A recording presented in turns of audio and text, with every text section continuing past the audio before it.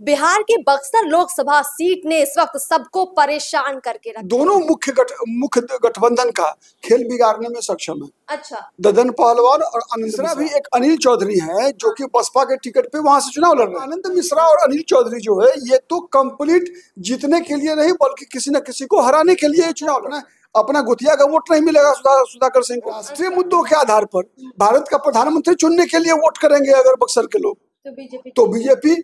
बिहार की बक्सर लोकसभा सीट ने इस वक्त सबको परेशान करके रखा है। देखिए, वैसे तो हर लोकसभा सीट में 2 से 3 उम्मीदवार हैं जो काफी ताकतवर माने जा रहे हैं, लेकिन बक्सर में संख्या 2-3 नहीं बल्कि 4 से 5 पहुंच गई है। अब बक्सर का मुकाबला कौन जीतेगा, जो ये जंग जारी है, चुनावी जंग, इसमें फाइनल जीत किसकी होने वाली है, हम आपको बताने का प्रयास करते हैं। हमारे साथ प्रदीप झा सर है, राजनीति के विश्लेषक है। सर, आपका बहुत बहुत स्वागत है। सर, बक्सर का मामला थोड़ा फंस रहा है, बहुत अलग सीट निकल रही है। देखिए, यहाँ सुधाकर सिंह है, मिथिलेश तिवारी है बीजेपी के, पूर्व आईपीएस आनंद मिश्रा है, और भी कई कैंडिडेट है। किसी को AIMIM का समर्थन प्राप्त है। आपको क्या लग रहा है फिलहाल वहां पर कौन किस पर भारी पड़ रहा है? देखिए, आज की अगर मैं बात करूं अगर तो वहां पर आनंद मिश्रा और ददन पहलवान ये दो लोग दोनों मुख्य गठबंधन का खेल बिगाड़ने में सक्षम है। अच्छा, ददन पहलवान और आनंद मिश्रा। ठीक, ददन पहलवान किसका बिगाड़ रहे हैं खेल? नहीं, ददन पहलवान आरजेडी का खेल बिगाड़ रहे हैं और ददन पहलवान ही वो व्यक्ति हैं जो लगातार 3 चुनाव से बीजेपी को जितवा रहे हैं। अच्छा, ठीक है। और आनंद मिश्रा किसका बिगाड़ रहे हैं खेल? आनंद मिश्रा बीजेपी का खेल बिगाड़ेंगे। जो भी वोट आनंद मिश्रा काटेंगे बक्सर में वो बीजेपी का वोट बिगड़ेगा। तो मतलब इसमें खेल बिगाड़ने वाले 2 लोग हो गए, ददन पहलवान और आनंद मिश्रा। इसका मतलब है कि जो मेन फाइट है वो राजद और बीजेपी के कैंडिडेट में है। अच्छा, तीसरा भी एक अनिल चौधरी है जो कि बसपा के टिकट पे वहां से चुनाव लड़ रहे हैं। ये तीनों के तीनों, ददन पहलवान, आनंद मिश्रा और बसपा के टिकट अनिल चौधरी, ठीक है, ये तीनों। और उसमें मुख्य रूप से देखिए, आप अंडर एस्टिमेट मत किए ददन पहलवान को। ददन पहलवान कभी भी कोई खेल कर सकते हैं, ददन पहलवान मुख्य रेस में आ भी सकते हैं। अच्छा। लेकिन ये आनंद मिश्रा और अनिल चौधरी जो है ये तो कंप्लीट जीतने के लिए नहीं बल्कि किसी न किसी को हराने के लिए चुनाव लड़ रहे हैं। अच्छा, बक्सर में ये समीकरण है। सुधाकर सिंह देखिए काफी अग्रेसिव माने जाते हैं। जब भी वो सरकार में मंत्री रहे तो बड़े एक्टिवली नीतीश कुमार का विरोध करते रहे, सरकार में भी रहे। तो क्या छवि है वहां पर सुधाकर सिंह की? और जो बीजेपी ने यहाँ पर टिकट काटा और उसके बाद मिथिलेश तिवारी को दिया, अश्विनी चौबे जो मौजूदा सांसद थे, काफी आक्रोश दिखा लोगों के बीच में भी, तो टिकट कट गया। तो जो बीजेपी की मौजूदा कैंडिडेट है वे मिथिलेश तिवारी। अब क्या लगता है सुधाकर और मिथिलेश में ज्यादा पावर में कौन है? नहीं, देखिए, वहां पर अगर मैं 5 कैंडिडेट्स की बात करूं अगर तो योग्यता के आधार पर देखेंगे तो आनंद मिश्रा के अलावा सभी एक ही तरीके के कैंडिडेट्स हैं जिनकी की अपने बलबूते पर कोई भी अपनी पहचान नहीं है। बीजेपी के मिथिलेश तिवारी बीजेपी के पहचान पे लड़ रहे हैं, चूंकि बीजेपी के प्रत्याशी हैं इसलिए उनको वोट मिलेगा। ददन पहलवान स्थानीय है, लगातार चुनाव लड़ते आ रहे हैं और उनकी एक छवि है, ठीक है, एक कह सकते हैं एक दबंग की छवि है। लगातार चुनाव लड़ते आ रहे हैं, जीते या हारे, लेकिन लगातार वो लगभग 10 चुनाव लड़ चुके हैं। उनका एक निश्चित वोट बैंक है। ठीक है।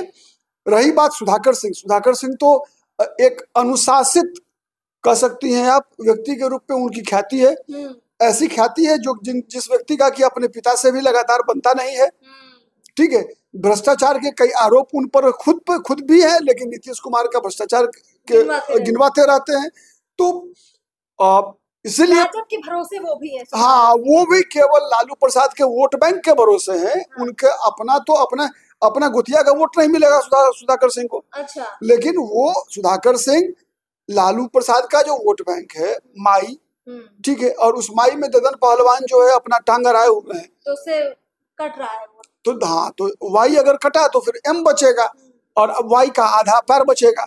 वाई में दो लाइन होता है ना नीचे से, ठीक है, तो एक लाइन जाएगा सुधाकर सिंह के पास लालू यादव के नाम पर, दूसरा टांग जो है वो ददन पहलवान के साथ है। के समर्थित उम्मीदवार तो सुधाकर सिंह के लिए ददन पहलवान खतरा है और उससे बड़ा खतरा बीजेपी के मिथिलेश तिवारी के लिए आनंद मिश्रा है। आनंद मिश्रा है। अगर हम वहां पर जाति समीकरण की बात करें तो क्या लगता है वहां के जातीय समीकरण के अनुसार कौन जो यहाँ पे है उम्मीदवार वो भारी चल रहा है, आगे चल रहा है, जिसको ज्यादा बढ़त मिल सकती है? देखिए, जातीय समीकरण के आधार पर जो पारंपरिक रूप से एक समीकरण बिहार की राजनीति में 21वीं शताब्दी में बनी, ठीक है, उसके आधार पर देखेंगे तो ब्राह्मण, राजपूत, भूमिहार, सवर्ण एक तरफ बीजेपी के साथ माना जाता है। लव कुश का समीकरण बीजेपी के साथ है। अति पिछड़ों का समर्थन बीजेपी के पास है। अगर अस्थायी जातीय समीकरण के आधार पर देखेंगे तो बीजेपी अपराजय है। अच्छा, ठीक है, बीजेपी को वहां हराया नहीं जा सकता। इसीलिए भागलपुर का रहने वाला अश्विनी चौबे वहां से टिकट चुनाव जीत जाता है 2 बार, नंबर 1। उसके नंबर 2, इस बार भी मिथिलेश तिवारी को बीजेपी गोपालगंज से बक्सर भेजती है, तो इसी उम्मीद से भेजती है ना कि बक्सर हमारा सबसे सुरक्षित सीट है। ठीक है, इसी विश्वास के साथ बीजेपी भेजी मिथिलेश तिवारी को। लेकिन यहाँ तो जो स्थानीय स्तर का जो पेच है, ठीक है, आनंद मिश्रा अपने लिए उम्मीद कर रहे थे कि बीजेपी उन्हें टिकट देगी, लेकिन बीजेपी उन्हें टिकट नहीं दी या नहीं दे सकी। दोनों बातें हो सकती है, किस कारण से नहीं मिला मुझे नहीं पता, लेकिन मेरे अनुसार आनंद मिश्रा सबसे बेहतर कैंडिडेट होते। लेकिन एक बात तय है कि कई बार ऐसा होता है, वो देखना पड़ता है कि लोग स्थानीय समीकरण के लिए राष्ट्रीय मुद्दों के आधार पर मतदान करेंगे या स्थानीय स्तर पर सोच रखेंगे। स्थानीय कारणों से अगर मतदान करेंगे तब तो बीजेपी हार जाएगी, लेकिन राष्ट्रीय मुद्दों के आधार पर भारत का प्रधानमंत्री चुनने के लिए वोट करेंगे अगर बक्सर के लोग, तो बीजेपी जीत जाए। किसी को भी, मिथिलेश तिवारी ही नहीं बल्कि किसी के भी गला में कमल का स्टिकर लगा देती है और कैंडिडेट बना देती है, तो वो जीत जाता है। चलिए सर, बहुत बहुत शुक्रिया एनालिसिस के लिए, चर्चा के लिए, हमसे बातचीत के लिए। तो कुल मिलाकर बक्सर का हाल हमने आपको बता दिया है कि बक्सर में क्या सारा समीकरण सेट बैठ रहा है। तो फिलहाल सारे पहलू, चाहे वो मोदी फैक्टर हो या जाति फैक्टर हो, इसमें बीजेपी आगे चल रही है। देखते हैं रिजल्ट क्या कहता है। फिलहाल आगे बीजेपी ही है बक्सर से। और भी चर्चाएं आप तक लेकर आएंगे। फिलहाल हमें इजाजत दीजिए, नमस्कार।